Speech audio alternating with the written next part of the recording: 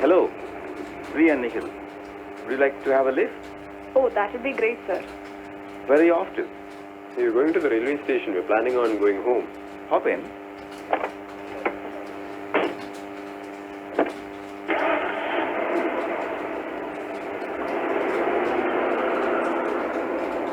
Okay, are you comfortable?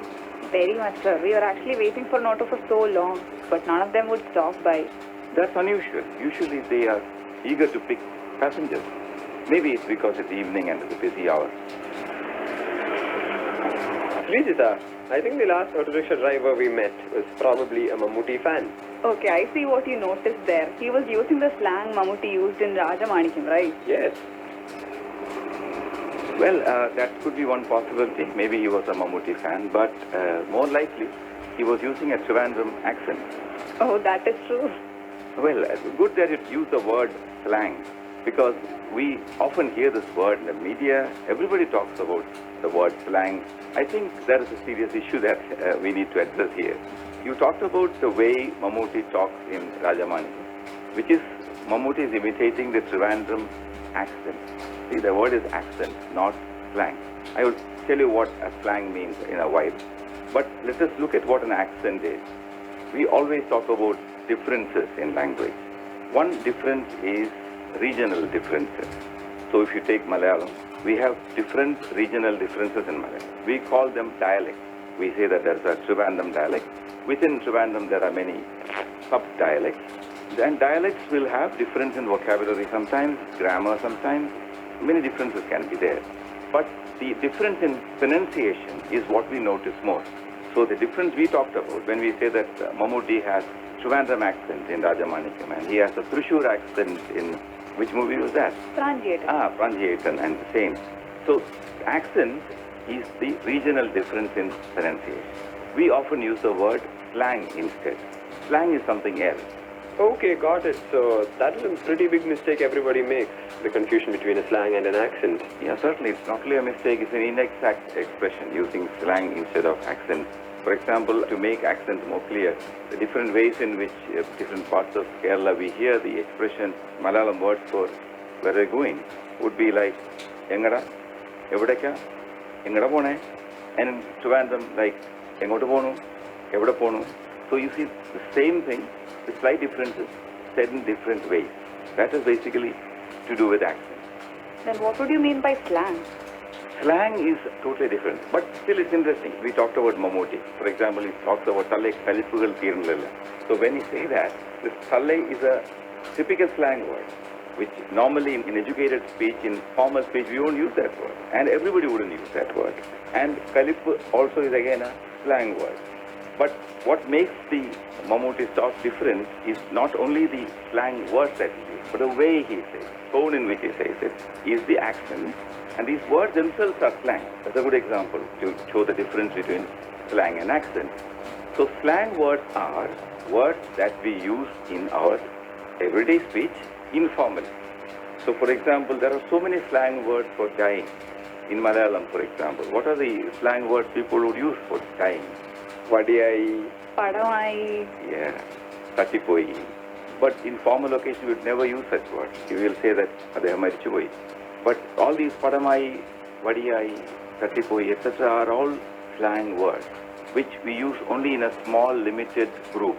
We wouldn't use that in any formal or serious conversation. So there are innumerable slangs in every language. There is another very common slang word is in circulation, Salluga. Literally would mean push. But we know the meaning that people use it these days. So that is basically what slang is. Slangs are words used in informal speech, colloquial words. But accent is differences in pronunciation. But we also talk about he has an Indian accent. That means a broad Indian kind of speech in which the influence of Indian languages are shown. That's what we mean when we talk about Indian accent. And the differences in pronunciation, you have people talking British accent. Inside Britain, people have different accents again. For example, a German talking English, sometimes they'll have a German accent. So that is basically what accent is, which has nothing to do with a slang word. But when I think of it, I think I'm familiar only with Malayalam slang words. Are there enough English slang words as well? Certainly, you are right that you are more familiar with your Malayalam slang words because Malayalam is your mother tongue and that is a speech which comes naturally to you. So we tend to use more slangs in our own language. And that also takes us to the fact that in English-speaking communities, people who speak English as their mother tongue will have a lot of slangs of their own, which we may not use, even in our English. Well, a few examples for English slang. There are simply thousands of slang words. The word fag. Fag would be a cigarette. Let me go and have a fag. And for food, people would say grub. Let's go and grab some grub. I just grubbed. People would say that. Native speakers would use. And grub is basically a big, juicy kind of worm-like insect, which birds eat. But people talk about human food also, grub. That is a slang word. And a good friend would be a chum, which is a slang word. And you won by a chance. We would say it was a fluke incident. So again, another slang word. So you have innumerable slang words. And for tying, in English there is a slang word for kick the bucket, which has been around for a long time. It's still in use, which means die. The old man kicked the bucket would be a very rude thing to say. But in personal conversation, they do say that. But we wouldn't write a leave letter saying, I couldn't come yesterday because my uncle kicked the bucket last week. We won't say that. We would say my uncle expired, or we would use a very standard kind of expression. But slang words are all for speech in very informal, very close groups. So is there any other meaning for the word accent? Well, the word accent could have many other meanings as well. The present meaning is a regional variation in terms of pronunciation. But there's another important meaning that word has, which I would like to discuss with you too. Accent is a feature in speech also. For example, when I say a word in Malayalam like akshepam, I have accented it very clearly, I would say. There's an important difference between Malayalam accent and English accent, which influences English pronunciation a lot, which is something we should be very aware of. In English, if you take a word, that word will take a special accent or stress in a particular part. For example, the word A-B-O-U-T. How would you pronounce it? About. Yeah, it's more or less about. The stress or the accent is on the second syllable, which is B sound. So the first part we won't pronounce that much. In Kerala, people would normally pronounce it as the about. But the English way of saying is about, where the stress or accent is on the second syllable. I'll make it a little more clear. Take a Malayalam word which is long enough, like Akshandavyam. And we traditionally say that Malayalam should be pronounced with, very clearly, Akshara Shuddhiyoda Ucharikkanam. And Akshandavyam is a Malayalam word with Akshandavyam. 4 syllables are there. And we give equal accent to all 4 syllables. But take a long English word. For example, introduction. How do we pronounce introduction? Introduction. Yeah. In English, the word introduction has introduction. Again, 4 syllables. But it has stress on a particular syllable. Let me pronounce it and you can tell me where it is. Introduction. So it's a the. Yeah, it's in the. Introduction. The stress is on the 3rd syllable. Duction. In the same way, take any English word which has more than 1 syllable, one of them will take an extra emphasis, which is very crucial in learning English pronunciation. We have problem with pronouncing English, not just because we don't know many English sounds, but because we do not follow this thing, which is accent. Every word in English will have emphasis on a particular part. For example, I would tell you a couple of words. T-A-R-G-E-T. How do you pronounce it? Target. Yeah, people pronounce it as target, some people pronounce it as target. This English pronunciation is target. Where is the stress? Ta. The first part, target. And another example would be produce. The farmers produce vegetables. Produce. The stress is on due. And the things that the farmers produce is called the produce. There the difference is in the stress. Spelling is exactly the same. We produce grain, and grain is our produce. See the difference? So the difference is not in spelling, not in pronunciation. The difference is in the accent. Here, the word accent means the emphasis we give to a word in a particular syllable in the word. Oh, that's a totally new bit of information. We haven't noticed it at all. Well, that is true. That's because in our system of education, in the school, we teach the letters of the alphabet, but we do not worry much about the pronunciation. Pronunciation should be taught the very moment you start learning the language. Unfortunately, we haven't begun doing that. Accent in English is a very important thing because accent determines the pronunciation as well. For example, let's look at the word photo, photograph. The stress is on the first syllable. But when it comes to the man who takes the photo, he's a photographer. See, the stress changes, the pronunciation also changes. And you have the camera, which is a photographic camera. See how the pronunciation of the word itself changes when the accent changes. So accent is a very important thing, which we largely neglect. And how do we pick this up? Well, that's a big question. Main way in which you can pick up accent is keep your ears open for accents in words.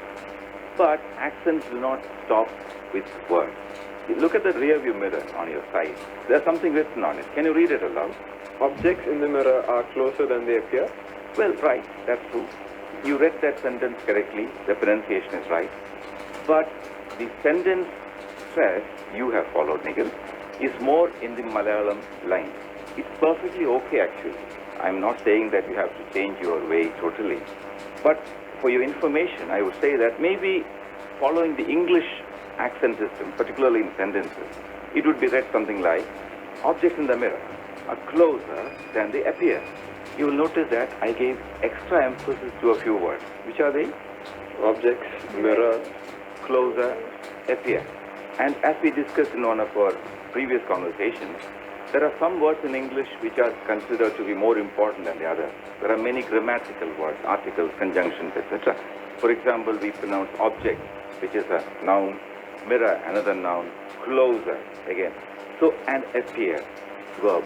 So all these different words, which are like nouns, adverbs, adjectives, verbs, etc., are given more importance in a sentence. And the articles, the prepositions, the conjunctions, you would kind of slur over.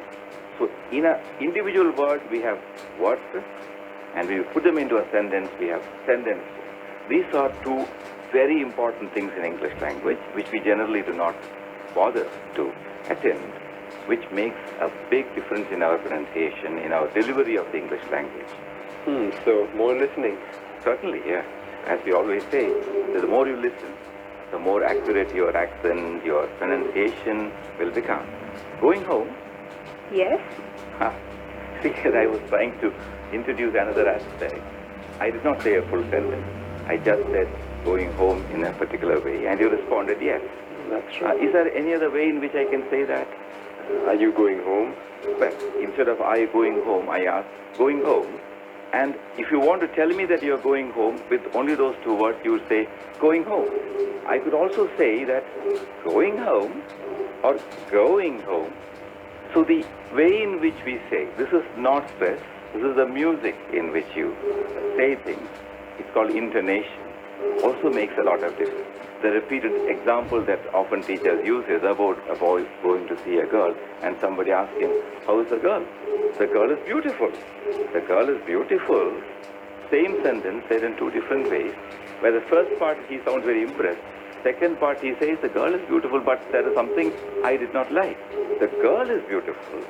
So the way you say, this is not stress, this is not accent, this is the way you say it, the music of the language, intonation. There also you can show a lot of difference. A single word said in a particular way could also convey a lot of meaning. That is where the notion of spoken English comes. At some point, I think Nikhil asked me what spoken English is. How is it different from written English? In writing, we use full sentences all the time. But in speech, we don't have to use full sentences all the time. That doesn't mean we should not have the knowledge of the full sentence. It means that a lot can be conveyed by the way we say a word, intonation, the stress we give. For example, when I say that I want a book, I would say, I want a book. So stress would be more on book than on a book.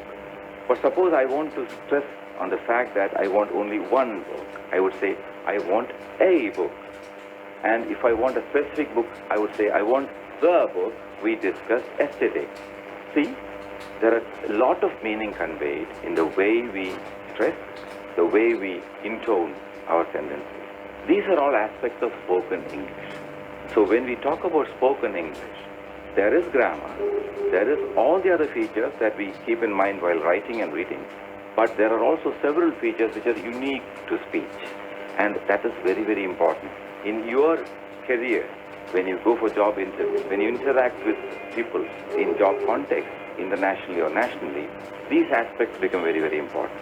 So the move should always be towards accuracy, but those who want to do advanced learning in English, using English language, your English should be more and more accurate. So the journey should be towards that. But that is not needed for everybody. That is the difference we need to keep. So a person who just needs working knowledge in English need not worry much about it.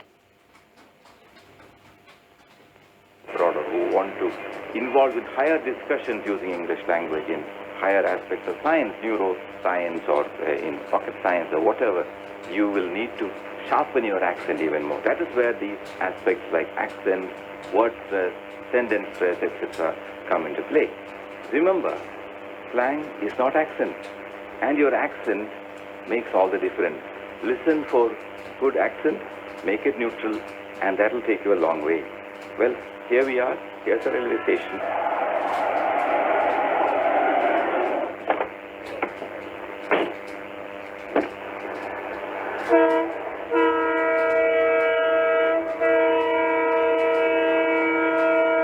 Your bags, Sreejitha. Nikhil has already got his intonation right. See, you look very tired. Maybe you can get a cat nap in the train. We'll be lucky if we get a seat. Anyways, thank you so much, Dr. Lal. We reached on time. You're welcome. It's always a pleasure talking to you.